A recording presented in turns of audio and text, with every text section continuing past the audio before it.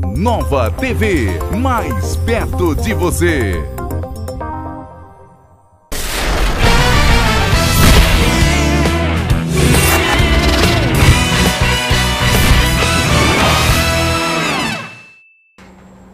Uma das coisas que aprendi é que se deve viver, apesar de. Apesar de, se deve comer. Apesar de, se deve amar. Apesar de, se deve morrer. Inclusive, muitas vezes, é o próprio apesar de que nos empurra para a frente. Foi o apesar de que me deu uma angústia que, insatisfeita, foi criadora da minha própria vida. Este é um trecho de um poema de Clarice Lispector, reconhecida como uma das mais importantes escritoras do século XX. Com esta frase, eu começo mais um lado a lado, que sempre muito satisfeita e muito feliz por estar aqui com vocês mais uma vez. E hoje nós vamos falar sobre um assunto muito importante, a corrupção. Nos últimos tempos, temos ouvido falar bastante sobre esse tema. Mas será mesmo que a corrupção é um problema só deste momento? Só da atualidade? Será que somente os políticos são corruptos? É o que nós vamos discutir aqui no nosso programa de hoje. E para isso eu recebo alguns convidados sempre muito especiais e muito competentes para tratar dessas questões. O primeiro deles é o Dr. Alisson Mascaro, ele que é jurista e filósofo do direito brasileiro. Além disso, ele é doutor e livre docente em Filosofia e Teoria Geral do Direito pela Universidade de São Paulo, a nossa USP, e professor de Filosofia da Universidade Presbiteriana Mackenzie, bem como do Núcleo de Direito Político e Econômico de pós-graduação. Alisson, obrigada pela sua participação. Obrigado. E também vamos receber a professora Lilian Cantelli, que é professora de Filosofia e é a primeira vez que vem aqui também ao nosso programa, né? Muito obrigada também pela sua presença. E eu queria dizer uma coisa, ontem nós tivemos, né, a votação, né, uma votação esquisita, e eu queria perguntar para você, começando por você, foi golpe ou foi impeachment? Minha querida Beth, é uma alegria estar aqui consigo e com todos aqui presentes, falando ao nosso público. A questão de perceber se tivemos um golpe ou se tivemos simplesmente um processo de impeachment, tudo isso diz respeito à perspectiva que nós temos sobre o processo político. Existem pessoas que dizem que alguma coisa, estando prevista na lei, estando prevista na Constituição, tudo é possível que se possa fazer a partir desta previsão da lei. Muito bem, então esta pessoa diria que a Constituição prevê que o impeachment é um instituto constitucional, fez-se então uma votação da Câmara dos Deputados conforme esta previsão da Constituição. No entanto, as coisas não são assim. Nós precisamos entender que toda esta previsão constitucional, ela demanda um crime de responsabilidade explícito. O que tivemos ontem foi uma votação a partir de uma certa impressão de um crime de responsabilidade. Para quem nos acompanha, crime é aquilo que está tipificado. Então nós dizemos homicídio, nós dizemos furto, nós dizemos roubo. Pedalada fiscal não tem um tipo penal específico para isso. Até porque a gente sabe que, por exemplo, se você pegar o governo de São Paulo, que eu sou deputada estadual, o governo Alckmin comete muitas pedaladas. Até mais que o governo federal. Até mais que o governo federal. E não só o governo Alckmin, tantos governos por aí e tantos prefeitos também. E nesta medida, o que nós temos? Um crime que não é crime previsto como tipo penal. Muito bem, mas as pessoas dizem que o impeachment está previsto na Constituição. Sim, está previsto, mas precisa dessa âncora. Essa âncora é o crime que lastreia, portanto, esta votação. Nós não tivemos isso. A questão do golpe. Muita gente se ofende quando diz que esse processo é um golpe. Mas por que isso? E eu penso que aqui é fundamental fazermos essa reflexão em nível mais profundo. Golpe não é apenas um instrumento jurídico. Toda vez que nós temos um quadro institucional, toda vez que nós temos uma situação social, e nós temos aqui forças que estão combatendo este quadro social, nós encontramos aqui uma situação de golpe. O que eu quero dizer por isso? Nós temos um paredão dos meios de comunicação de massa, dos grandes meios de comunicação. Muito bem, com isto nós estamos pressionando o país a uma certa visão, a um certo modo de entendimento de mundo. Nós estamos também, de uma certa maneira, utilizando as instituições judiciárias pela borda dessas instituições. Ou seja, nós observamos um lado da corrupção, não observamos outro. Sim, Isso é o mas golpe. só para... Eu quero ouvir também a Lília nesse respeito. Mas antes de perguntar para a Lília, eu queria perguntar o seguinte. O fato de ter essa caracterização do golpe, né, para muitos, inclusive eu vi que você também assinou um manifesto de intelectuais pela democracia, sim, fiquei muito feliz por isso, mas também o fato de você estar levando para o poder alguém que não foi votado. Isso também, quer dizer, o Temer, né, vice-presidente, que poderá vir assumir provisoriamente por um período de 180 dias o governo. Depois vai ver, o Senado vai ver se ele vai votar ou não, vai referendar ou não, de certo modo, a decisão da Câmara. O fato de você ter um presidente que não recebeu os votos populares, isso também pode caracterizar uma afronta à nossa democracia tão jovem? Nós diríamos que juridicamente foi votado junto com a presidente da República ou o vice-presidente. Até aí nós temos algum respaldo jurídico para tanto. No entanto, a grande questão aqui não é do jurídico, a grande questão é de toda a força das estruturas políticas e sociais que vão ter no cargo máximo da República alguém que, embora juridicamente tenha sido votado junto com a presidenta da República, esta pessoa não foi conhecida das massas, não passou por um escrutínio, as pessoas não votam para cargos de vice. Até já votaram. João Goulart já foi votado diretamente como vice-presidente da República, não Michel Temer. No final das contas, o que nós temos aqui? Uma fraqueza de legitimidade, não é nem de juridicidade, é de legitimidade. O povo não conhece quem será seu presidente da República. Entendi. Lília, me fala um pouco, vamos nessa linha aí também, queria ouvir sua opinião. Quais são as suas considerações a respeito desse processo de impeachment? Quer dizer, para muitos isso é golpe, a própria presidenta Dilma vem afirmando isso, aqueles que as apoiam também, que a apoiam também, quer dizer, um país mais ou menos dividido, né? As manifestações demonstraram que os apoiadores da presidente foram para as ruas. Como é que você encarou você que é uma professora de filosofia, que também lida com essa realidade no seu dia a dia? Então, eu concordo com o Alisson, né? O impeachment está na Constituição de 88, porém, para que ele ocorra, ele precisa de certo respaldo. Uhum. E até agora, até hoje, a gente não tem a Dilma, né, comprovadamente em nenhum desses crimes, né? Então, a minha opinião é que sim, que é um golpe, né? O golpe não é o impeachment em si, o impeachment não é um golpe, mas o jeito que está dado, ele acaba sendo um golpe. A forma como está ocorrendo. Sim, ainda principalmente pela sua justificativa, que é a corrupção. E aí, quem que são os protagonistas desse impeachment, né, desse golpe? São aqueles que têm um nome na lista de, né, Lava Jato, coisa que a Dilma são ainda... São deputados, em grande parte sim, deles corruptos.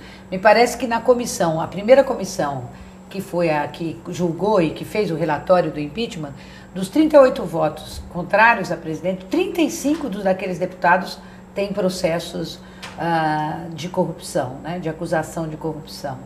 Então, realmente é um problema complicado. Inclusive, a presidenta Dilma tem, de certo modo, insistido um pouco que ela não cometeu crime nenhum. Ela tem falado isso de forma recorrente em todas as suas manifestações, né?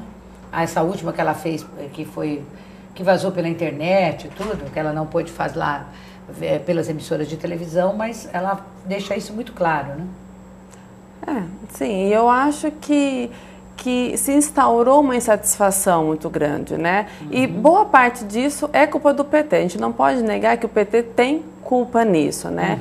Desde 2003, quando o Lula se elege, o que a gente percebe é que o Lula fez uma política de conciliação, tentando conciliar as classes dominantes, a burguesia, com os trabalhadores. E você acha que isso ele irreconciliável? Isso, são interesses irreconciliáveis. Ele criou uma clientela, né? E aí, a partir do momento que esses clientes estão insatisfeitos, eles querem mudar o Estado, então eu acho... Isso é verdade um pouco. Em 2005, 2006, nós tivemos o problema do mensalão, não é?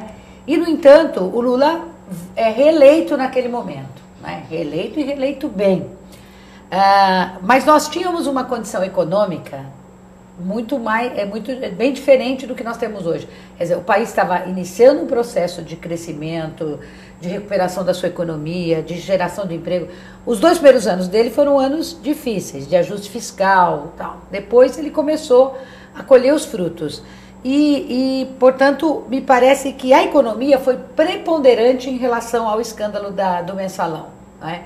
Hoje, o que eu percebo é o seguinte: como você tem uma crise econômica, né, uma dificuldade econômica, ela se sobrepôs, talvez, à questão ela virou a protagonista, né? Quer dizer, nós precisamos tirar a Dilma porque nós não gostamos dela, nós precisamos tirar a Dilma porque tem uma crise, nós precisamos tirar a Dilma porque os juros estão altos, porque tem desemprego.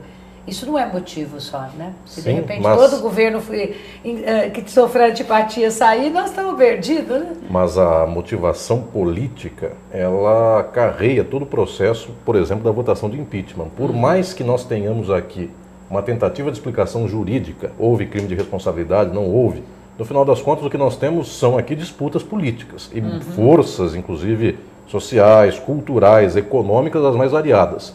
Neste momento, inclusive, é preciso entender quais são as frações da classe capitalista do Brasil que estão com o atual governo, que estão contra esse governo, então apostando em outro governo, e até uma geopolítica internacional, que outros países e outros grupos capitalistas do mundo têm interesse com o atual quadro. É preciso analisar tudo isso. Tem interesse. Você acha, por exemplo, Lilian, que a articulação que o Temer fez durante esse período ele acabou se juntando e se unindo, inclusive, a essas classes dominantes que você acabou de citar, né? Sim. Apesar do PT ter dado tudo que a classe dominante quis, exato, né? Também concordo. E foi por causa disso que a Dilma se reelege em 2014. Eu acredito que agora, com a crise de maneira mais profunda, isso dificulta. E aí, então, essa classe dominante não quer mais esse Estado que está aí e articula, então, um golpe para tirar esse governo que serve, mas agora ela quer tomar as rédeas. Eu acho que é isso que está acontecendo. Então, eles fazem toda essa manobra política para que, então, ele instaure o governo deles. Exatamente. Agora, o Alisson, a questão da corrupção, a gente ouviu há muito tempo a gente vem ouvindo, né? Só se fala nisso, a corrupção, a Lava Jato, porque prendeu esse, porque... E eu fico observando o seguinte, e é isso que eu queria discutir um pouco aqui com vocês, depois eu quero voltar um pouco para dizer das consequências desse governo que pode assumir. Eu vejo que a corrupção ela não é só presente entre os políticos. Não é porque eu sou deputada aqui que eu estou falando isso, não. Mas eu considero que a corrupção, infelizmente, ela está presente em muitas atitudes, em muitas ações do dia a dia de uma parte expressiva, às vezes, da população, né? Isso aqui no Brasil, em qualquer lugar do mundo, né? Quando eu vejo, por exemplo, uma pessoa pagar mais para um garçom para ela ser bem servida numa determinada festa, eu já vi isso. Quando você vai num profissional que ele vira para você e pergunta assim, mas você custa R$500. Agora, se você quiser nota, é 500. Se você não quiser, eu faço por 400. Quando você vê que o dinheiro que é desviado pela sonegação das pessoas não pagarem impostos, principalmente os donos dos meios de produção, grandes empresários nesse país não pagam impostos.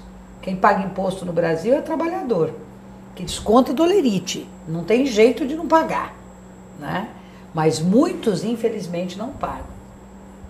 Você acha que esse dinheiro que é desviado dessa sonegação, que é muito, muito, infinitamente maior do que o dinheiro desviado da corrupção? Nenhum dos dois pode ser desviado, quero deixar isso bem claro. Mas também não é uma prática de corrupção? Eu tenho insistido nos meus livros e nos textos que estou escrevendo e publicando, inclusive, sobre a atual crise do Brasil, que corrupção é um problema do capitalismo. E as pessoas leem ao contrário, porque as pessoas creem que corrupção é um problema do Estado. então, dos agentes estatais, das pessoas que estão nos cargos públicos de todos os estados do mundo. Isso é muito interessante. O problema da corrupção é o capitalismo. Desde que alguém possa ter capital, ele compra coisas. E compra coisas, serviços, pessoas, compra todas as possibilidades que o dinheiro dá para qualquer um. Portanto, se nós não entendemos a corrupção vinculada ao capitalismo, nós estamos enxugando gelo. Porque nós estamos pegando a última ponta do agente público e estamos esquecendo a cadeia da corrupção. Toda esta máquina é porque um ser humano pode comprar outro. Porque se nós não vivêssemos numa sociabilidade do dinheiro, do capital, nós não teríamos a estrutura da corrupção. Porque existe um certo campo, nós vamos dizer, mas antes do capitalismo poderia ter havido corrupção.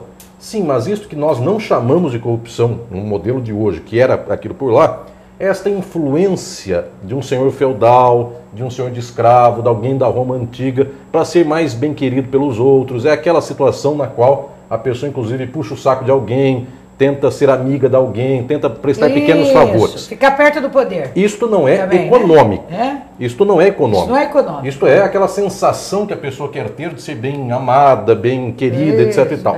Isto não é do capitalismo. Isto sim é pré-capitalista. Do capitalismo é a corrupção econômica. E é esta aqui que nós estamos lidando. O capitalismo que o Dr. Alisson está falando, para todos aqueles que estão nos vendo, é o sistema que nós vivemos hoje.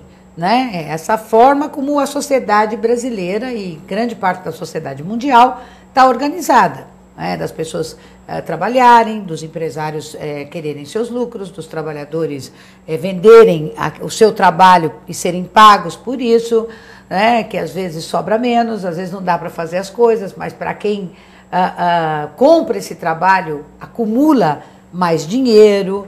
Então esse é o sistema que nós vivemos hoje, que ele tem as suas vantagens, mas também tem um lado bastante cruel, não é? Muito, e na verdade o capitalismo funciona na base da legalidade, do direito, contrato, as pessoas têm direitos, têm deveres, e ao mesmo tempo todo o poder do capital, ele está no direito e está fora do direito, porque quem tem esse poder econômico, podendo escapar das estruturas da legalidade, ele não pagará impostos, ele não pagará tributos, ele passará por cima de circunstâncias que são legalidades e são normativas que tem que atentar em função de questões como o urbanismo, questões de meio ambiente, passa por cima de tudo isso. Ou seja, o capital fundamentalmente tem um sentido que é acumular. Portanto, a corrupção ela não é um acaso deste sistema. Ela não é algo que se possa enxugar desse sistema dizendo isto aqui é uma coisa contrária ao sistema. A corrupção está entranhada no sistema, portanto, aquele que está no Estado só está fazendo aquela mesma estrutura que o setor privado também faz. A empresa é tão ou mais corrupta quanto o próprio Estado. Você concorda com essa análise? Eu concordo. Né? Eu reafirmo, então, que a corrupção é própria do capitalismo.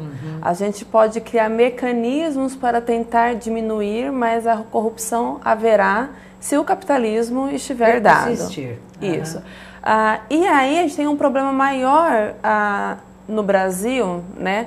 Porque aí você pode citar outros países que tem uma aparência de que não tem tanta corrupção. São capitalistas, mas cadê essa corrupção, né? Mas então, se a gente analisar, a gente tem dois fatos que vão colaborar com essa corrupção que parece cultural brasileira, né?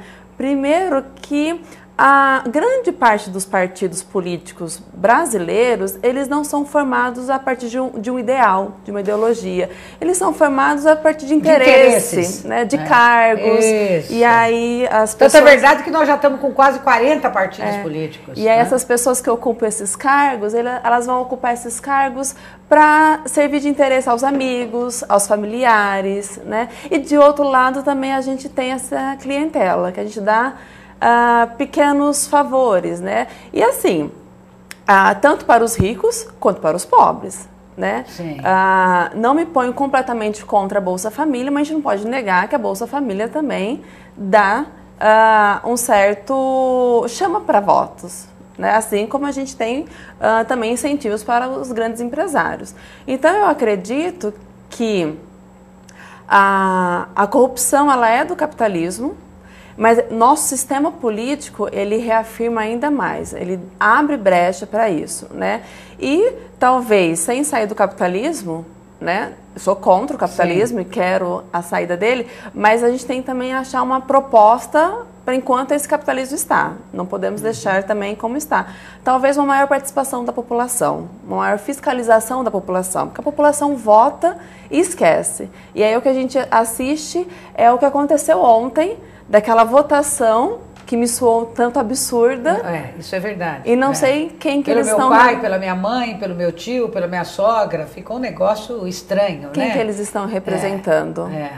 Né? Sim. Agora, os partidos políticos também contribuem, essa imensidão de partidos políticos contribui muito para isso, né? Porque se a gente tivesse uma cláusula de barreira, ou seja, você tem que ter um determinado percentual de votos para você poder existir, certamente isso não aconteceria. Na reforma política proposta anteriormente, havia isso que o Cunha fez, derrubou, né? Porque para eles também é interessante você ter esses partidos que são descartáveis, né? E acabam servindo a esses interesses tão escusos aí em relação aos interesses maiores da população brasileira. Mas... Agora, pois não. Por outro lado, a gente também não pode correr o risco de minar alguns partidos políticos que são pequenos, porque são da esquerda. Claro. Né? Então eu acho que não talvez, se vendem. Isso. Eu acho que tem que sim ter uma reforma política, mas não essa, né, proposta que o Temer foi contra, mas em que há então uma maior participação pública e também que o tempo seja dividido de maneira igual, né? Porque os grandes partidos têm muito mais tempo. Agora, antes da gente pedir um intervalo, me permita mais um minutinho que eu queria aqui fazer uma correlação entre quando ela fala do povo, que o povo precisa controlar, o povo precisa fiscalizar, também concordo com isso. Agora, há uma influência enorme sobre a população dos veículos de comunicação que foram determinantes para chegar a esse resultado que se chegou. As grandes emissoras de televisão, revistas de grande circulação, jornais, tiveram um papel preponderante nisso, na medida em que elas construíram matérias jornalísticas pautadas pela parcialidade, ou seja, elas tiveram um lado, é como se elas fossem, é o quarto poder mesmo, né? Como se elas fossem um partido, porque elas agiram como um partido político de apoio a esse processo do impeachment. Essa é a minha leitura. Eu queria saber se é a de vocês também. A sociedade contemporânea só tem meio de dizer para as pessoas o lado em que elas estão, como elas vão se portar, seus sentidos, seus horizontes, mediante esses instrumentos de comunicação de massa. Então acabou aquela fase da sociedade na qual o pai ensinava o filho, um vizinho comentava com o outro e os valores saíam deste núcleo primeiro. Agora é por massa e mais. Não só televisão, mas também o celular, as redes sociais e tudo mais. E nós imaginamos que um pedaço disso é neutro, e não é. Nem as redes sociais são neutras. As pessoas têm por lá algoritmos nas quais já se antecipa o que esta pessoa mais ou menos gosta e já se bombardeia com estas mesmas informações. E estes grandes aparelhos de comunicação de massa, os tradicionais, grandes redes de televisão, revistas, jornais, eles têm um lado muito claro e nem concorrência entre si eles têm. Porque houve um tempo, pelo menos ao tempo da ditadura militar, da redemocratização do Brasil, que um jornal concorria com o outro e um queria ter uma marca que o outro não tinha.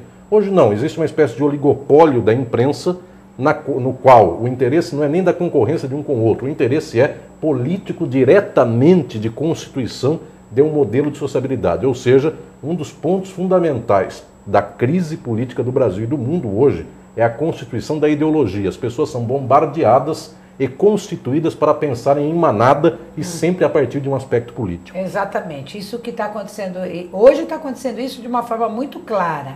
E quando você fala da comunicação de massas, me remete à lembrança do Goebbels, na Alemanha nazista. Né? Quer dizer, o Goebbels foi o articulador de todo o processo de comunicação, enquanto o Hitler matava pessoas, né, exterminava judeus, negros, gays, homossexuais, prostitutas, etc., né, nas câmaras de gás, né, o Goebbels fazia todo um processo de intensificação de que o nazismo estava fazendo era o melhor para o povo alemão. Né? Eu vejo isso hoje com bastante clareza. Me parece que as pessoas acabam ficando muito suscetíveis a essa enxurrada da comunicação de massa. Você não concorda? Eu concordo. As pessoas têm o costume de falar em liberdade de expressão, mas que liberdade de expressão é essa se a opinião é formada por uma mídia que não há diversidade, né? O que a gente mais acompanha é que essa mídia não tem diversidade, então a opinião é a mesma, né?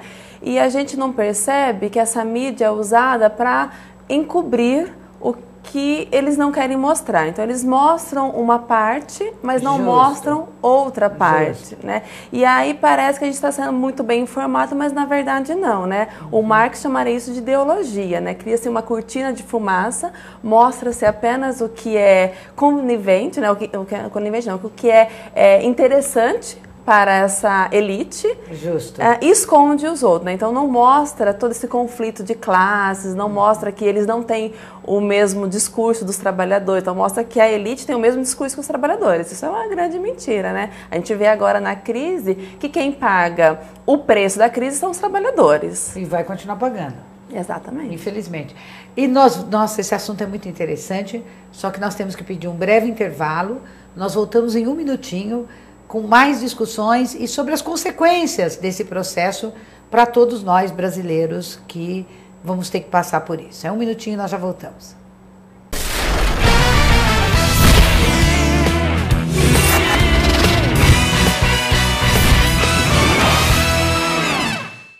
Sucos naturais Dona Elza. Só frutas selecionadas. O que se adiciona sem moderação é capricho. Sucos naturais Dona Elza. Laranja, uva e limonada. Sucos Dona Elza. Valores naturais. Para milhões de brasileiros, a conquista da casa própria é só o começo para muitas outras conquistas. O Minha Casa Minha Vida do governo federal já mudou a vida de milhões de brasileiros. Com o lançamento do Minha Casa Minha Vida 3, serão milhões de novas moradias em todo o Brasil até 2018. De casa nova, mais brasileiros poderão enxergar uma vida nova. Para o governo federal e para a Caixa, esta é a verdadeira mudança. Minha Casa Minha Vida. Mais que mudar de endereço, é mudar de vida. A Espaço Fibras Móveis e Decorações vem oferecendo peças exclusivas para compor seu ambiente. Contamos com profissionais extremamente capacitados que oferecem a você produtos que transformam seu ambiente com sofisticação, qualidade e beleza. Nossa linha de móveis de madeira de demolição deixa os ambientes muito mais aconchegantes e um acabamento rústico, procurados pelos melhores designers de interiores, arquitetos e decoradores. Tudo isso para oferecer a você exclusividade nos móveis que farão parte da sua vida a partir de agora. Olha aqui a programação de inaugurações do aniversário da cidade. Boa ideia! Sobe aí, vamos dar um giro para conhecer essas obras? Sim. Essa aqui, por exemplo, é o Centro de Especialidades Médicas. Como melhorou a saúde? Agora vamos lá pro Gavioli e pro Solo Sagrado. Ó, como o velho tá moderninho. Esse é o Centro de Convivência do Solo Sagrado. E tem outro igual no Jardim Euclides. Nossa, olha que obra bonita! É o Complexo Esportivo do Gavioli. Outra inauguração importante. Vou até parar o Jeep. É o Centro de Zoonoses. É para tratar com carinho dos nossos bichinhos. É, mas toca esse carro. Ainda temos muitas inaugurações para visitar. Deve ter dado um trabalhão essas obras. Mas valeu a pena. A cidade tá bonita. Prefeitura de Catanduva. Ao mesmo tempo que são frágeis, são resistentes. Ao mesmo tempo que têm espinhos, nos mostram pétalas belas e perfumadas. Não há nada que combine mais com as flores do que as mães. Por isso, o presente para sua mãe está na Will Flores. E toda mãe gosta de receber uma bela homenagem. A Will Flores tem arranjos dos mais variados tipos de flores para agradar todos os tipos de mãe. Will Flores, Rua São Paulo 216, fone 3524-8464. Acesse willflores.com.br. Para milhões de brasileiros, a conquista da casa própria é só o começo para muitas outras conquistas. O Minha Casa Minha Vida do governo federal já mudou a vida de milhões de brasileiros. Com o lançamento do Minha Casa Minha Vida 3, serão milhões de novas moradias em todo o Brasil até 2018. De casa nova, mais brasileiros poderão enxergar uma vida nova. Para o governo federal e para a Caixa, esta é a verdadeira mudança. Minha Casa Minha Vida. Mais que mudar de endereço, é mudar de vida. Tem novidade na conta de energia elétrica esse mês. Redução na tarifa. E vários fatores contribuíram para isso. A natureza fez sua parte, né? Mandando mais chuvas. O Brasil fez a sua parte com novas usinas. E você também fez sua parte, com consumo consciente e combate ao desperdício. Por isso, a bandeira tarifária em abril é verde, ou seja, sem taxa extra na conta. Mais economia para todo mundo. Consumo consciente, nossa melhor bandeira por um mundo sustentável. Colabore com o Hospital de Câncer de Catanduva. Para doar R$15, ligue 0500 2016 015. Para doar R$30, ligue 0500 2016 030. Para doar R$50, ligue 0500 2016 050. Nossa conquista será de todos para todos. Abrace essa causa. É muito fácil ajudar.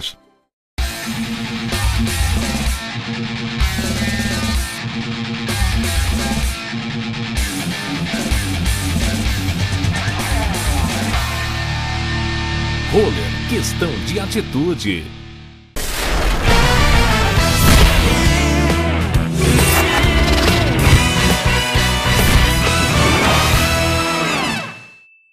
Hoje nós estamos falando sobre corrupção, que é o ato ou efeito de se corromper, oferecer algo para obter vantagem em negociata, onde se favorece uma pessoa e se prejudica outra. É tirar vantagem em um projeto de poder.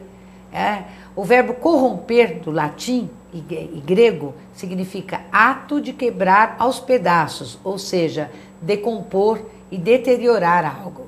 Mas será que a corrupção está restrita, como já dissemos no nosso primeiro bloco, apenas aos políticos? Vimos que não, que ela está muitas vezes impregnada em muitos gestos, em muitos atos, em muitos valores que às vezes as pessoas acabam defendendo muito mais por interesse pessoal do que por interesse coletivo. São poucos, infelizmente, aqueles que pensam de fato na coletividade, desprovido de qualquer vaidade, desprovido de qualquer interesse.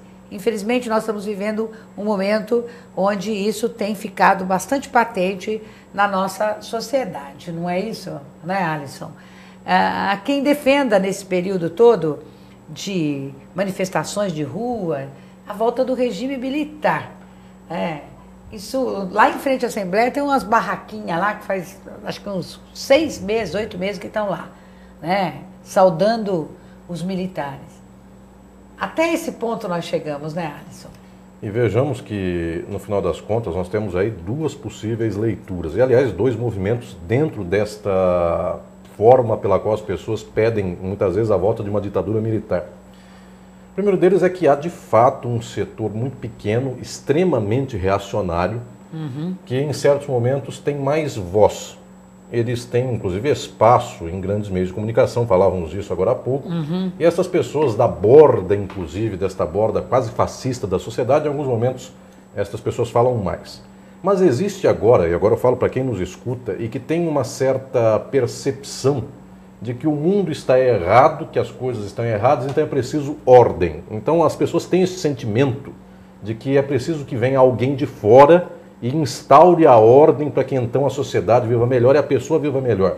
Isso é um problema social e psicanalítico, porque de fato é tão difícil na vida da sociedade alguém ser explorado economicamente, mas nunca entender que é explorado. Porque quem acorda de manhã, trabalha o dia inteiro e volta para casa à noite, isso será 40, 50 anos da vida, alguma coisa tem de errado nessa vida, porque não é uma vida agradável. Trabalhar, esta palavra inclusive vem do latim, é cortar em pedaços. Essa pessoa está sendo estripada, isso vem o tripalium do trabalho, a todo dia na vida. Alguma coisa tem de errado nisso. Só que todo mundo fala que não tem. Quem trabalha vai ganhar dinheiro, quem trabalha é honesto, quem trabalha é uma pessoa decente, e a vida é exatamente esta. Resultado, as pessoas sentem que há um descompasso na existência, e as pessoas dizem que existe uma ordem social muito bem cuidada, que existe democracia, que todo mundo vota, e ele de fato vota a cada 2 anos, ele aperta o botão na urna eletrônica, e ele escolhe quem ele quer, portanto ele é livre, mas mesmo assim, ano a ano, eleição a eleição, e toda a estrutura que se vê no mundo não dá certo com aquela pessoa. O que isso representa também? Representa um problema psicanalítico. Essa pessoa está percebendo que o seu mundo não é um mundo que traga felicidade, é um mundo de tristeza, é um mundo no qual as coisas não batem. Muito bem, nesse quadro todo, o que ela pensa então? preciso de alguém que seja aquela figura psicanalítica recorrente do pai, daquela autoridade que vem de fora e me diz, agora é assim. Por isso que você está fazendo essa análise da política com a psicanálise. Exatamente. Para entendermos nós que quase quando alguém pede a volta de um regime militar, ela pede um pai que fale contra o interesse dela, contra a sua vontade e diga, a partir de agora vai fazer assim. Porque esse trabalho de uma pessoa, o dia a dia, por toda a vida, quando nós dizemos o trabalho enriquece, quando nós dizemos que o trabalho é livre, a pessoa escolhe o seu melhor, o empreendedorismo e coisas assim, a pessoa percebe que a sua vida é um horror, mas todo mundo está dizendo que não é um horror. Mas quando vem alguém de fora e diz, é o horror, trabalhe, a vida então faz sentido, porque aquilo tudo de fato é muito ruim, mas alguém verbaliza, é a voz da autoridade, é a voz daquilo que então diz, agora é o caos, agora é o horror. E aí faz sentido a vida da pessoa porque batem as coisas. E é incrível como boa parte da população, inclusive aquela mais sofredora, com maior dificuldade inclusive de formulação da sua vida, prefere muitas vezes este castigo verbalizado, prefere muitas vezes esta repressão direta. Não vote, quem escolhe sou eu. E a pessoa muitas vezes prefere isto do que propriamente ter asas da liberdade, ter asas então para decidir sua vida. É porque nós temos uma estrutura social, as sociabilidades capitalistas de fato fazem com que as pessoas tenham que decidir, mas tudo que decidem é muito pouco, é muito frágil na sua estrutura social. No final das contas decide só o jeito pelo qual vai trabalhar, aonde vai trabalhar, quando pode decidir. Quando é cidade grande, que tem muito emprego. Cidade pequena, opções. Só pode cortar cana, só pode trabalhar na lavoura ou algo assim. No final das contas, o ato de decidir é muito sofrido. Por isso, aquele que imagina que uma ditadura militar vai fazer melhor, agora eu volto e inverto esta questão. Porque, no final das contas, estes espaços do empoderamento pessoal, esses espaços pelos quais os grupos sociais, os partidos políticos, os movimentos sociais podem tentar, e muitas vezes tentam, erram e acertam, é um processo altamente contraditório, pelo menos é um processo de tentativa de superação. Agora, uma ditadura militar é exatamente o que destrói os mínimos vínculos pelos quais alguém possa lutar pela superação. Então, estou dizendo aqui para todos que eventualmente tem um pensamento como este, vir alguém de fora e trazer uma ordem, em geral, esta ordem será a pior possível e causará muito mal para a vida da sociedade. Prejuízos. Lilian, você acha que nós podemos sofrer, e já estamos sofrendo, uma indireitização do país nas relações políticas, nas relações econômicas, nas relações sociais, com essa possibilidade da ascensão de um outro grupo ao poder? Eu acho que isso já está acontecendo há um bom tempo, né? Apesar do PT ter uma formação de base e ser Partido dos Trabalhadores, o que a gente observou é que o Lula não governou para os trabalhadores. Ele sempre tentou fazer acordos com a elite. Mas ele preservou, de certo modo, apesar disso, que eu também acho que esse foi um ponto que ele foi conciliador, concordo com você nesse sentido, mas ele preservou o papel do Estado, de certo modo. Né? Ele interrompeu um processo que vinha vindo pelo PSDB da privatização, né? Ele disponibilizou, de certo modo, recursos e orçamento para áreas que tradicionalmente o país não fazia investimentos, em regiões também onde não se tinha investimento. Haja visto que no Nordeste, por exemplo, a aceitação dele é muito maior do que no Sudeste, resultado das políticas públicas que acabaram servindo melhor àquele povo. Mas eu estava participando de um evento esses dias e vi um professor da FEA, Faculdade de Economia da USP, né? Numa posição assim bastante defensora do Estado liberal, do Estado que não se responsabilize mais por investimentos em saúde, por investimentos em educação. Acabou de passar agora a desvinculação, né? Já tem esse projeto desvinculando orçamentos do Estado para obrigatoriedade de aplicar em saúde e educação. Então, estamos formando um quadro que eu acho muito mais grave para esse momento do país. Né? O que eu acho que a gente está colhendo o resultado disso. né? A gente percebeu sim uma melhora no âmbito social. A gente não pode negar que o Lula ele investiu em algumas áreas, só que isso não foi o suficiente. Isso a gente viu bem em 2013, com as manifestações, né? A gente via que eram várias vozes, lutando pela saúde, transporte, educação, né, segurança. E a gente percebeu, então, que esse investimento feito ainda não foi o necessário, né?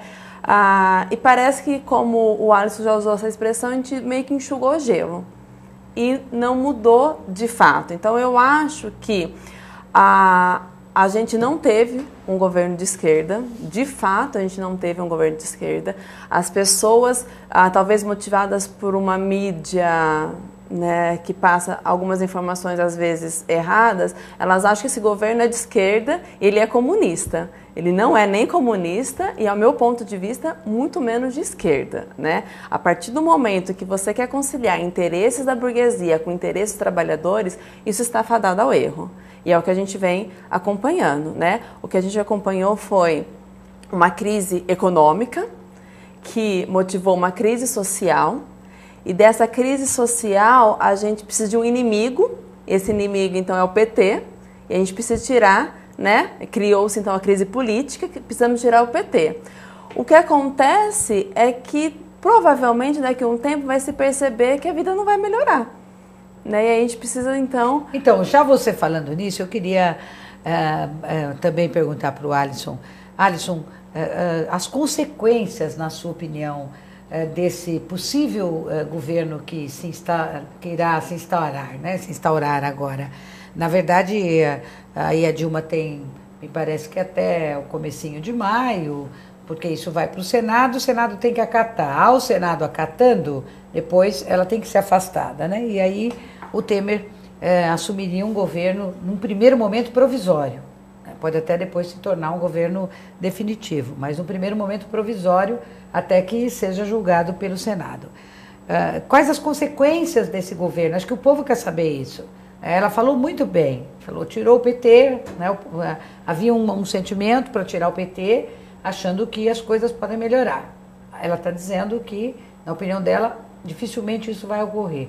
E a sua opinião? Quais as consequências de um governo que vai ter, inclusive, uma linha muito conservadora, ao que nos parece, né? Ontem mesmo, eu acompanhando a votação, só para né, ilustrar um pouco isso que a gente está debatendo, deputados que não estavam ainda, havia um interesse do empresariado muito grande. Tiveram empresários que colocaram jatinhos à disposição, caso faltasse os parlamentares para o voto, para mandar buscá-los. Quer dizer, há o interesse do empresariado, de certo modo, num possível governo Temer. E mais do que isso, me parece também que é um governo que já está sinalizando que vai restringir direitos que foram conquistados a duras penas no nosso país, e também um governo que vem com a legitimidade de um Cunha, né? Quer dizer, a gente tem que ver que o Cunha passa a ser, num possível governo Temer, o vice-presidente do país e pode assumir por várias vezes, na ausência do Temer, a presidência. Um deputado que está eivado de denúncias e que conduzindo o processo de impeachment. O que você acha disso? Para todos os que estão nos acompanhando, quando se escuta sobre questões de política, a pessoa imagina de que lado eu fico na história. Então eu vou retomar aqui uma forma de explicação da política que veio da Revolução Francesa. Quem defendia o rico, quem defendia o nobre, quem defendia a aristocracia, na Revolução Francesa, na Assembleia Constituinte da França, sentava à direita. Quem era do povo, quem defendia o pobre, quem defendia o trabalhador, quem não tinha nada, sentava à esquerda. Isso aqui é fundamental, claro, para que o povo entenda, inclusive, que é ser de esquerda e ser de direita. Isso. Porque é um bombardeio pelo qual, inclusive, ser de esquerda é ruim. Ser de esquerda, pelo contrário, é defender todo aquele que está apanhando na vida. Muito bem. A nossa pergunta é: qual é um governo de esquerda? Eu tenho nas minhas reflexões, nos meus livros, nas minhas aulas, na Universidade de São Paulo, por todo lado, sempre dito, não há governo de esquerda, porque todo governo do Estado é de um Estado capitalista Então há governo que administra o capital, muitas vezes dando alguma benesse para a população. O que nós temos é, então, governo um pouco mais dado a benesses sociais do que o outro. Aí sim, nós temos diferença. Nós podemos observar que há governos que investem um pouco mais em condições sociais, nós dizemos intervencionistas e bem-estar social ou algo nesse sentido, e há governos diretamente de direita, diretamente, hoje nós usamos esta classificação, neoliberais, que tiram direitos sociais. Então, de fato, o que nós tivemos nos últimos tempos foi uma espécie de governo de conciliação para tentar garantir o capital, dando alguns benefícios sociais.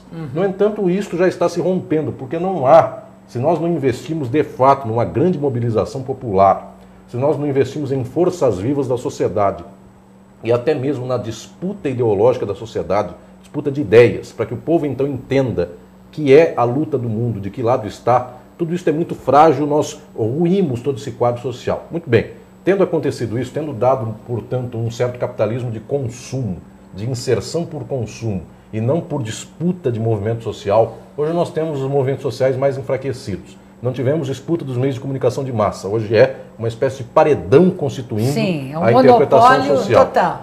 Eu tenho falado nos últimos tempos, nas entrevistas, nas intervenções minhas, de que o que nós temos hoje no Brasil é, em primeiro lugar, o perigo de se ver romper este momento destes 13, 14 anos de governos do PT, que nesta composição do neoliberalismo conseguiram por lá universidade pública um pouco mais estendida, certas garantias, inclusive, de inserção dos alunos na vida do ensino superior, Bolsa Família, Minha Casa Minha Vida. Estas são políticas sociais, eu diria, compensatórias, que provavelmente se rompem mais facilmente, porque um governo que venha por um outro perfil, ele não tem quase nenhum compromisso com estas pautas e com essas políticas. Justo. Mas, agora vem o pior, nós também podemos ter uma certa rebarba dos movimentos sociais, dos movimentos econômicos, do grande capital brasileiro, porque é preciso analisar, inclusive, qual o papel da burguesia do Brasil, dos grandes capitalistas do Brasil. É um papel de uma espécie de burguesia que não tem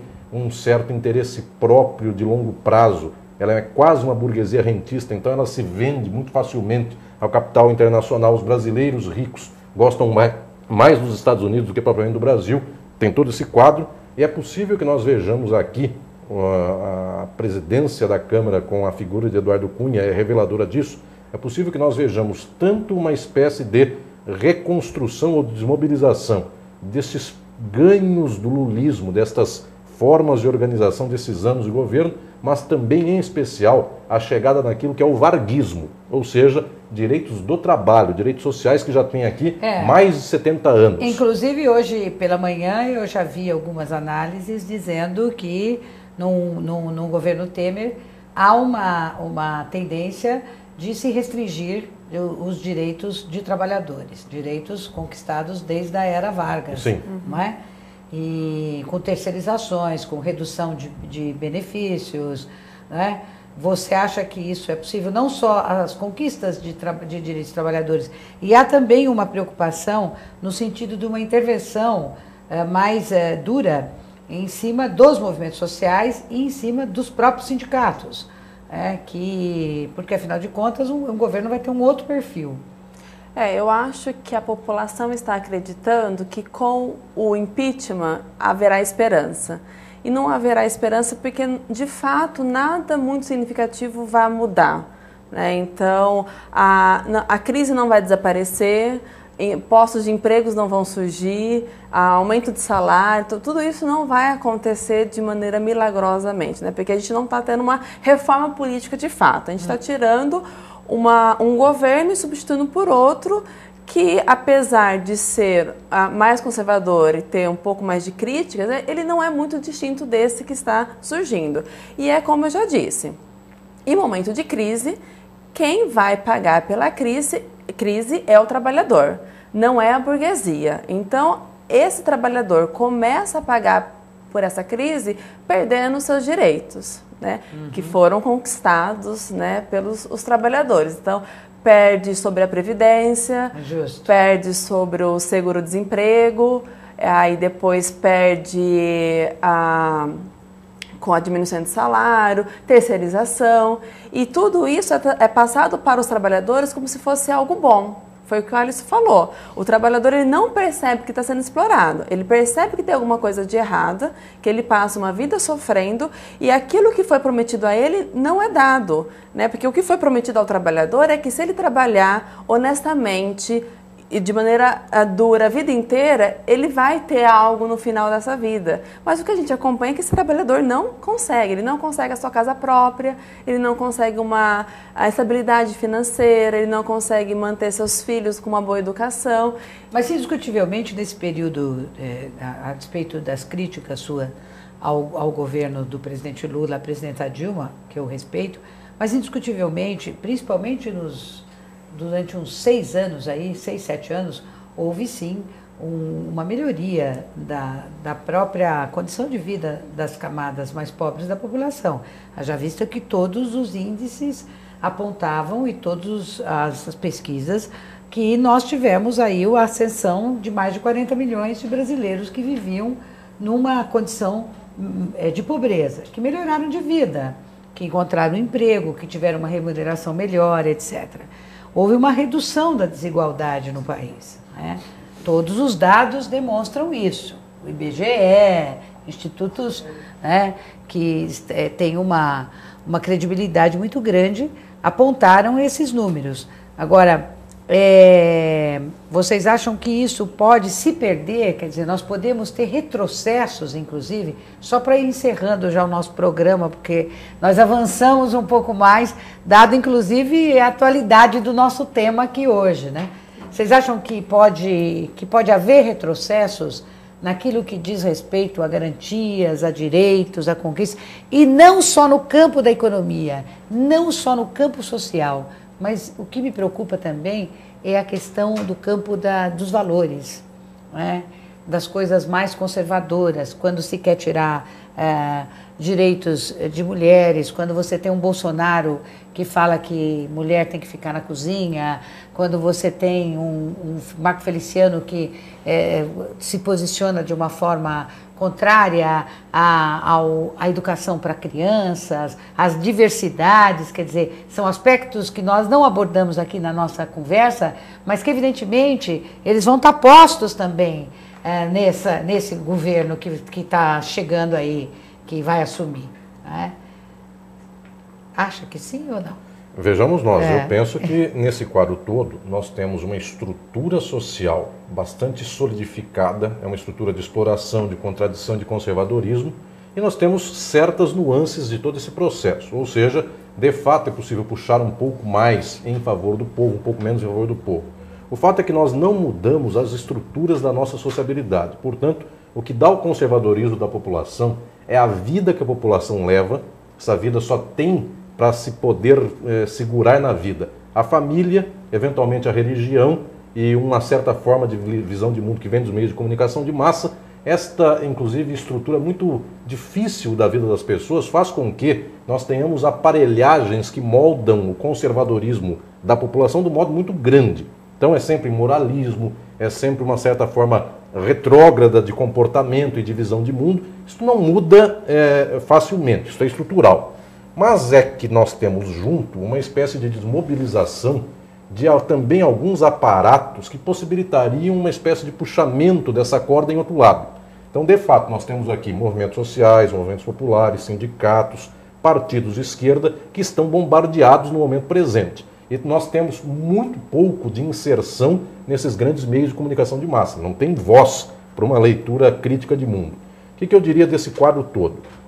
Nós temos, verdade, hoje um quadro de conservadorismo maior, nós temos de fato um problema social cada vez maior e as pessoas não entendem que problema é este. E o enxugar gelo aqui é de um modo extremamente pior, porque as pessoas estão tacando água para enxugar gelo, nem estão usando um pano para enxugar o gelo, quer dizer, estão quase que cada vez mais ampliando este grau do seu sofrimento, mas ao mesmo tempo é preciso que nós lembremos o seguinte, este quadro de crise, que é um quadro horroroso, também é um momento de repensar até as estratégias de todos aqueles que têm condição de lutar, de pensar, de refletir sobre como se desmonta, como se desestrutura este quadro de horror e como se supera esse quadro. Então, é verdade que nós temos um conservadorismo grande, mas também deixo aqui uma palavra de esperança, porque é virtualmente impossível que esse sofrimento social seja tamanho que em algum momento as pessoas próprias não queiram dar um passo adiante e dizer: tudo aquilo que me forma, tudo aquilo que me dá a interpretação do mundo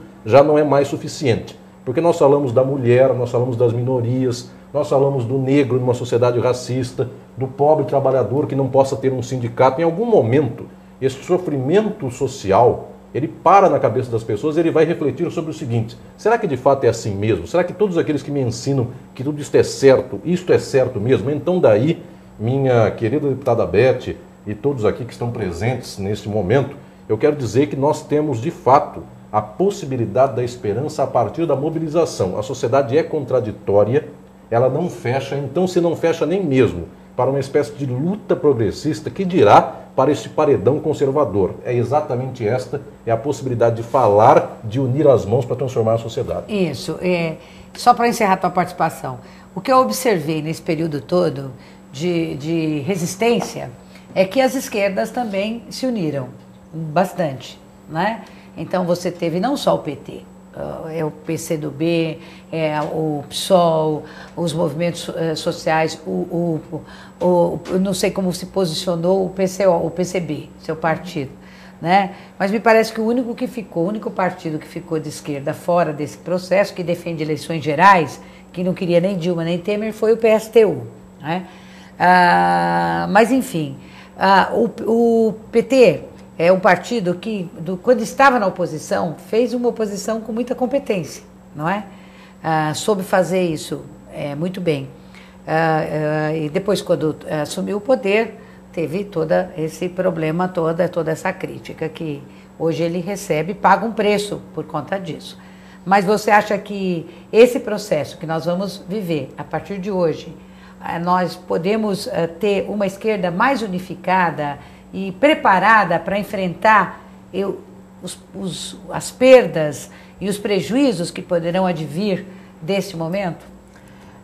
Só para encerrar a participação de vocês aqui. O que a gente acompanha é que houve uma despolitização brasileira. Quando a gente fala que houve uma melhoria de vida, essa melhoria de vida, como já foi bem colocado aqui, foi do consumo. Ela não foi no âmbito educacional. Então, essa população que teve força de consumo, ela não estudou, ela não sabe como se posicionar nesse momento. Ela é facilmente uma massa de manobra, né? O que a gente costuma sempre brincar é que a esquerda, ela briga muito entre si, né? Porque como a gente está sempre estudando, a gente briga. É difícil ter unidade na esquerda. É difícil ter unidade, né? Então a gente sempre vê, apesar da luta ser né? A gente tem várias vertentes, a gente tem várias interpretações, e isso causa certas brigas, né? Mas o que eu acho é que esse é o momento, né? A gente pode se mobilizar, sim. A gente pode dar mais voz a esses movimentos sociais, né? Alguns sindicatos que ainda preservam as suas lutas. Né? E fazer com que esse cenário mude. Se a gente não se unir agora, né, isso pode levar a esse estado de conservador, que é conservador de maneira mais forte, né? E o que a gente percebe é que nós temos agora um governo que é muito conservador, que ele está retrocedendo em vários pontos que a gente já tinha encaminhado, né? Direitos dos trabalhadores, direitos das mulheres, né? Dos negros, dos homossexuais e tudo mais. Então, assim, é difícil a gente unir essa população, porque ela não está politizada, ela é facilmente uma massa de manobra e ela reproduz muito mais o que a grande mídia passa do que nós, enquanto movimentos sociais pequenos, tentamos passar, né? Mas a gente vê que há movimento pró-impeachment e contra o golpe. E eu acho que, se a gente começar a prestar mais atenção, é o que o Alisson falou, chegará um momento que essa insatisfação será maior e eu vou ter que analisar melhor isso. Por que que isso ainda não está bom? Por que que me prometeram uma melhoria, tirando o PT, e essa melhoria não chegou? Então, acho que o momento ainda não é esse, ele vai chegar. Mas a gente tem que se articulando de alguma forma para que quando esse momento chegar, que aí seria então um momento revolucionário, ele é um momento revolucionário para os dois lados, tanto para a direita como para a esquerda. E toma o poder quem estará mais articulado. Então a gente tem que se articular para esperar de fato esse momento. Que bom, gente. Olha, vocês viram que o debate aqui foi muito enriquecedor, né? Que a gente tenta discutir esse momento que está acontecendo no país. E que trouxemos aqui duas figuras que trabalham nesse universo, que estudam sobre tudo isso e que eu espero que vocês de casa tenham gostado desse nosso debate hoje. Vamos ainda falar muito sobre essas questões, eu acho que elas terão desdobramentos enormes e que vão refletir na vida de cada um de nós. A gente torce sempre para que esses reflexos sejam positivos, embora a gente tenha muita dúvida a esse respeito, como eles disseram aqui, né? Porque vamos pegar um período difícil da vida brasileira. Mas a vida é assim, né? Eu espero que vocês tenham gostado. Nós temos aqui, no próximo e último bloco, muita música com o quarteto de cordas da Delarte. Então, é um minutinho, não saia daí, nós já voltamos. Obrigada a você, Lilian. Obrigada, Alisson. Obrigado. Prazer recebê-los aqui no nosso programa, viu? Muito obrigada.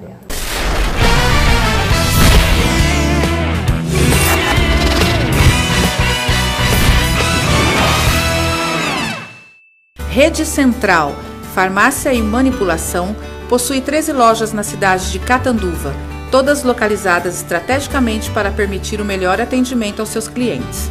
Contamos com farmácia popular e de manipulação, com entrega a domicílio. Levamos a máquina de cartão até você. Praticidade, comodidade e preços baixos, só a maior rede de farmácias de Catanduva e região pode oferecer. Isso sim é ter vantagens. Parcele suas compras em até 6 vezes no cartão ou 60 dias no cheque. Traga sua empresa, tenha descontos exclusivos, seja nosso conveniado. Rede Central, os melhores preços, as melhores vantagens. Sabe qual é a sensação de beber um delicioso Guaraná Poti? Essa foi a sensação deles. Qual será a sua? Guaraná Poti é muito mais sabor na sua vida. Empresário, cuide de sua empresa e deixe a saúde do seu funcionário com a gente. Além de programas e palestras de prevenção nas empresas, a Unimed Catanduva oferece o melhor hospital, os melhores médicos especialistas, o melhor laboratório. Consulte nosso plano empresarial, o melhor e mais acessível. Com saúde, sua empresa cresce. Ligue 3531-3119. Unimed Catanduva, mudando para melhor, mudando para você. Há 6 anos, oferecendo uma linha completa de produtos de beleza, sempre com um ótimo atendimento. Banho, cabelos, unhas, maquiagens e perfumarias, sempre com as últimas tendências, melhores formas de pagamento. Levamos a máquina de cartão até você. Entregue em qualquer bairro da cidade. Mais beleza, mais BMZ Cosméticos. Rua Brasil 278. Telefone 3521-7021. Esperamos por você.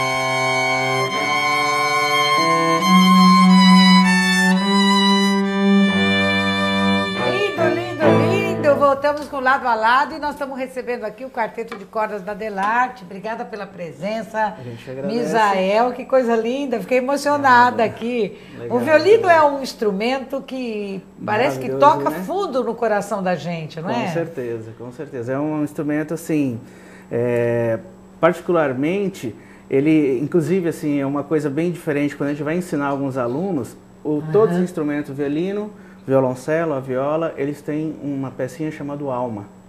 Né? E realmente, quando essa pecinha, por exemplo, cai ou alguma coisa diferente, muda tudo. Então ele realmente tem esse som por causa da alma dele. E como é que vocês iniciaram aqui o programa tocando Primavera, né? Isso, do Tim Maia. Exatamente. É lindo, porque é uma música popular brasileira que ela fica uma música clássica. Exatamente. Né? Com esse arranjo tão bonito. Exatamente. Como é que vocês se juntaram? Como é que foi a ideia de construir um quarteto? Bom, assim, hoje até, né, tá faltando uma integrante que de última hora, porque quarteto né? é 4, né? De última hora ela, né, teve um probleminha e não pôde vir. Mas a gente está na Associação Delarte com o Rafael Beck, né? E eu trabalhei durante um tempo na Orquestra Municipal, daí, né, deu certo. E eu cheguei no Rafa e falei, Rafa, eu queria dar aula, eu preciso de um lugar. Ele falou assim, ó, a associação está de portas abertas. Né? E daí eu comecei... Você é professor de música? Sou professor de música. Daí eu comecei lá, né? Iniciei, eu e o Wellington também dá aula de música hoje. Né? Quantos você tem? Tenho 15, fazer 16. Gente! E toca bem anos. Assim? Obrigado. Ele é meu sobrinho, né? E assim, eu comecei música com ele de 5 para 6 anos. E depois de um tempinho, por isso que ele já tem essa formação, né? Exatamente. Ele foi para São Paulo junto comigo, eu estudo em São Paulo e hoje também ele estuda em São Paulo. Onde vocês estudam lá? A gente estuda na Sala São Paulo. Que beleza! Com os músicos da USESP. Que beleza! Ele estuda com o Davi Graton, que é o... É uma sala maravilhosa, de espetáculo, né? Que tem em São Paulo. Isso, o Davi Graton, ele é o segundo violinista da USESP, né? O principal. Eu estudo com o Rodrigo, que é o violoncelista da USESP. Mas bem. Né? E também estudo regência. Estuda regência também? Estudo regência em São Paulo com o maestro da Nós trouxemos aqui um dia o filho do Branquinho, sabe? Sim, sim, sim. Inclusive ele veio na semana passada, ele veio com o Edson Maia. Eles estão num projeto do Sesc. E o filho dele faz Universidade de Música na UFSCar, em São Carlos. Sim. E a Beatriz? Quantos aninhos, Beatriz? 23. E faz tempo que você toca? Faz uns 10 anos violino. Que beleza! Violão um pouco mais, comecei antes. E aonde você começou aprendendo? Aqui em Catanduva? Aqui em Catanduva. O violão fiz aula particular e o violino eu comecei no Projeto Guri, que tinha Projeto Guri aqui. Comecei lá. Então vamos tocar uma música aqui. Qual que vocês vão tocar? Vamos lá, agora? pode ser o Detalhes. Detalhes do Roberto Carlos? Do Roberto Carlos,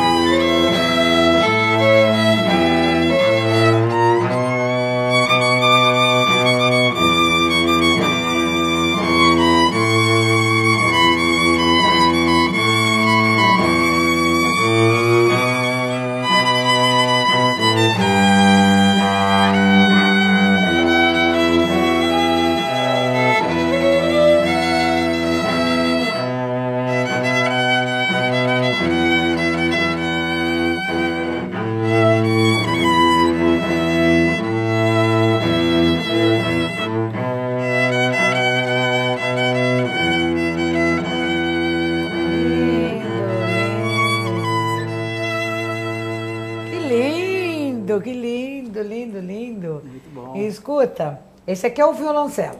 Esse é o violoncelo. Esse é o violoncelo. Há diferenças entre os violinos ou não? Não, entre Eles os violinos são idênticos. não. Só muda assim, tamanho, né? Se for para criança e tal. Ele tem de um quarto, um oitavo, até esse que é o 4/4, né? Tamanho. Tá. Mas assim, em questão de cordas, afinação, é tudo a mesma coisa. Vocês fazem apresentações públicas? Sim, a gente faz. Tem hoje, né? Na Associação Delarte, tem a orquestra, né? E a gente faz alguns concertos, inclusive dia 31 do mês passado, a gente fez um concerto no Sesc.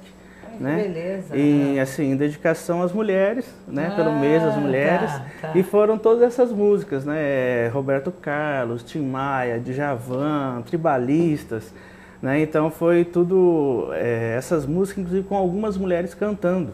Que né? beleza! Então, assim, foi bem legal. Precisamos trazer aqui para o programa isso. Opa, com certeza, será um Com prazer. as mulheres cantando, Com já certeza. estão convidados. Opa. E por exemplo, assim, casamento, às vezes tem gente que gosta Sim, muito sim. de pôr numa festa, no jantar, no casamento. Sim, sim. Sobretudo assim, na entrada, né? Exatamente. E vocês também têm Faço também. A Fazem gente tem também? um quarteto de cordas, né, que a gente faz em casamento. É. E também hoje tem algumas opções, tipo um trio, um violino, um cello e um piano, né? Daí tem algumas músicas também, algumas noivas que querem algumas músicas bem populares, a gente coloca bateria bem reduzidinha. Sim. Né? Então a gente Até tem para não sobrepor isso, o exatamente. som das cordas, né? Então tem bastante coisa que a gente faz. E por último a gente montou um grupo de jazz e blues, né? Blues Five. Aonde está isso? Mais um então que vocês vão trazer aqui. A gente quase não vê isso em Catanduva, jazz, blues, né? E a gente está assim trabalhando bastante, né? É um pessoal, eu e o Wellington também, a gente faz parte desse grupo. Tem um pessoal que estudou Tatuí, jazz, blues também. Então a gente está aí fazendo algumas coisinhas. E vocês né? se apresentam também com A gente esse faz grupo? mais assim, casamento, aniversário, né? A gente fez o aniversário agora mês de Acho que março. Março, isso. A gente fez aniversário até da filha do Dr. Carlos Alberto Lang. Daí agora tem mais uma recepção para fazer. Então, assim, todo mundo a caráter, chapéuzinho, suspensório. Que bonito! Bem legal. Aí, bem legal. gente, olha, quem quiser pode, né, pode contratar. Pode contratar. E a Beatriz, você só trabalha com música ou tem outras atividades? Eu me formei em arquitetura. Que beleza! Ano passado. A minha primeira opção era a música, só que eu acabei indo para arquitetura, mas eu penso em voltar a fazer Mas faculdade. trabalha na arquitetura? Trabalho. Trabalha? Tô começando, né? Sim, formei no passado. Comecinho de carreira, né? Exatamente. Todo começo de carreira é meio complicadinho. Mas tem que se dedicar. O importante é não sim. deixar de se dedicar, né? Que bom. E toca só o violino, e toca violão também. Toca violão também. Mas você dá aula também ou só você que dá? Não. Só você que Ele é meu professor. Ele é o professor. E você estuda? Eu estudo há 10 anos, vai fazer 10 anos, né? Como ele havia dito, comecei com 5 para 6. Mas você frequenta escola, estou falando escola Isso, normal. Escola você normal. está em que ano de? Eu estou no segundo ano do ensino médio. Aí eu comecei desde pequenininho também, aí eu era super imperativo, né? Não parava. Aí a música já foi transformando totalmente, nota foi melhorando. Que beleza? A música acalma a alma, né? Exatamente. Música é música, Isso. né? Aí eu comecei, meu desempenho foi, hoje eu sou totalmente outro e com um pensamento de levar a música profissional para a vida toda. Que beleza. A música, ela mexe muito com a disciplina, né? Eu dou aula em projetos sociais já faz bastante tempo. E eu conheço alguns casos, inclusive uma vez numa escola em Catanduva, eu dei aula para uma criança, ela tinha síndrome de Down. Não né? diga! E assim, ela era hiper imperativa. Ela chegou aquele dia já mexendo no violão e jogando pro chão. Eu falei, meu Deus. Vai ser difícil, vai fui ser uma para tarefa casa difícil, e comecei a pensar, o que eu faço? E daí eu fui trabalhando com ela, né? Tipo, ela chegava, ao invés dela jogar, eu ia e falava, olha, esse é um instrumento também, igual o teu violino, né? E aos poucos ela foi se acalmando. Eu deixei a escola, parei o trabalho, depois de 2 anos e meio, mais ou menos, que ela estava comigo, ela ficou tocando 2 musiquinhas, né? E assim, eles têm assim bastante dificuldade, mas quando vai, assim, vai demais, né? E daí, quando um dia eu estava na Estação Cultura, eu escutei de longe assim, tio, a hora que eu olhei era ela, mas assim, do meu tamanho, já que não é alto, mas né? Mas ela te reconheceu. Nossa, ela veio correndo assim, me deu um abraço.